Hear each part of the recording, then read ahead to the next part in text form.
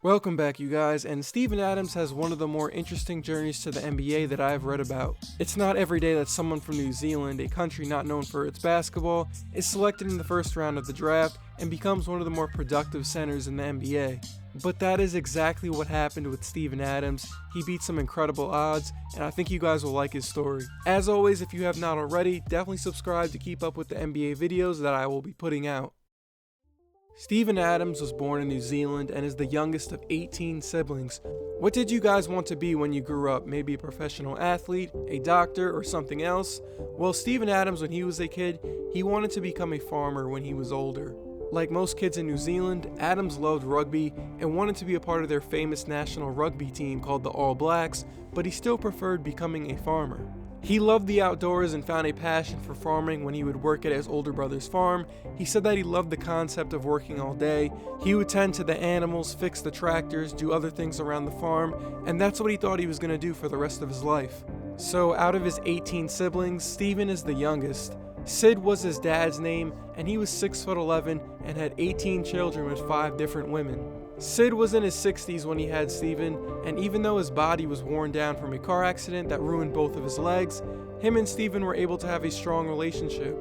Steven says that crying while his brothers bullied him was his only defense against them because telling them to stop would not work. The crying would bring his dad.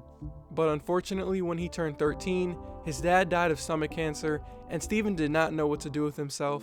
His mom did not have much control over him, and he says that he went off the rails and did not have much interest in life anymore.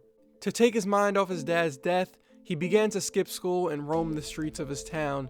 While he was out of school, Steven began hanging out with the largest gang in New Zealand called the Mongrel Mob, but he never became a member. Steven says that he did not join because the initiation was too violent. The initiation was brutal. They pretty much kicked the crap out of you. I wasn't interested in that. If you did not know, Steven is not the only great athlete in his family. He has a sister named Valerie that is 6'4", 260 pounds. She won gold medals at the 2008 and 2012 Olympics in shot put. And his brothers Ralph and Warren played on New Zealand's national basketball team. His siblings eventually found out that he was skipping school, and it was his brother Warren who was able to reel Steven back in. Warren was able to get in touch with Kenny McFadden, who was a former teammate on his New Zealand basketball team. McFadden was able to get Steven a scholarship at Scots College in New Zealand, and it was at Scots where his life would change forever. McFadden would pick up Steven every day for 6 a.m. basketball workouts, then later drop him off at school. After school, Adams would go back to the gym to work on his game. He fell in love with the sport. McFadden said that Steven was the hardest worker I had ever seen. It got to the point that he was texting me the night before to make sure I was going to pick him up the next day. The Steven Adams that lost himself and had no structure in his life did not exist anymore. His time with basketball and his time studying was able to push him towards a positive light. Steven became one of the best young players in New Zealand, but because the country is not known for basketball talent, he was basically hidden as a prospect. He couldn't join the national basketball team because it was a pay-to-play setup, and the Adams family did not have any money for that. Luckily for him, Kenny McFadden, the man who got him the scholarship at Scots College, was friends with Jamie Dixon, the former head coach at the University of Pittsburgh. He was able to get Dixon to come down to New Zealand to watch Steven play, and he was immediately impressed, and that was the school he would soon commit to. Adams was 15 at this time and standing at 6'10". Later on, McFadden was able to use his basketball connections to get Adams an invite to the Adidas Nations camp in Los Angeles, California. This was a camp for international prospects, and it was at that camp where he began to become more known outside of New Zealand. Scouts at the Adidas Nations camp really liked how he performed against other top center recruits. His name continued to spread in the United States once he went back to New Zealand, and in the year after that when he played at Notre Dame Prep.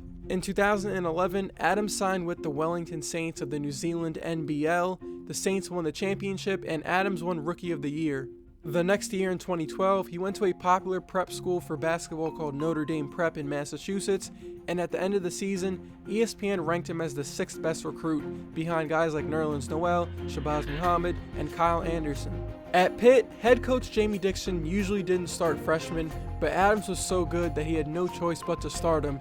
He was recognized right away for his unselfishness, rebounding, and passing. In 1 year at Pitt, Adams averaged 7 points, 6 rebounds, 2 blocks, and was picked to the Big East All-Rookie team. NBA scouts thought he was good enough that a team would take him in the top 10, but he fell just outside of that.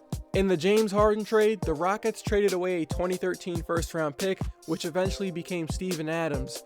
One thing that his Thunder teammates noticed right away about Adams was that he wasn't starstruck at all and just goes out and does his job.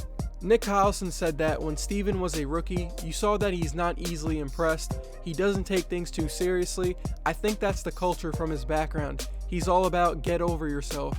He didn't grow up with a dream to play in the NBA, and it shows. In 5 seasons with the Thunder, he has grown into one of their most important players. I've talked about Adams a few times on my channel already, and I'm sure you guys already know what his skills are. He is an amazing offensive rebounder, one of the best screeners, and is always getting OKC extra possessions. Adams is a role player everybody would love to have on their team because he has no ego. He's more than fine doing all the work in the background that does not make the highlights, and his play earned him a $100 million contract. Pretty interesting story. He wanted to become a farmer but was fortunate enough to have a brother that had a connection from his days on his New Zealand basketball team, and everything flowed from there. This is an almost impossible scenario where someone from New Zealand becomes one of the top basketball recruits, and he eventually becomes the first person from his country selected in the first round of the NBA draft. I appreciate it if you made it to this point of the video, and I hope it was interesting to listen to. Steven Adams definitely has a cool story. If you enjoyed even one part of the video, leave a like and subscribe as it will help my channel grow. I have other NBA story videos on the way, including one about Fred VanVleet, so be on the lookout for that. Whenever you're watching this, I hope you have a great rest of your day or night, and I'll see you guys in my next video.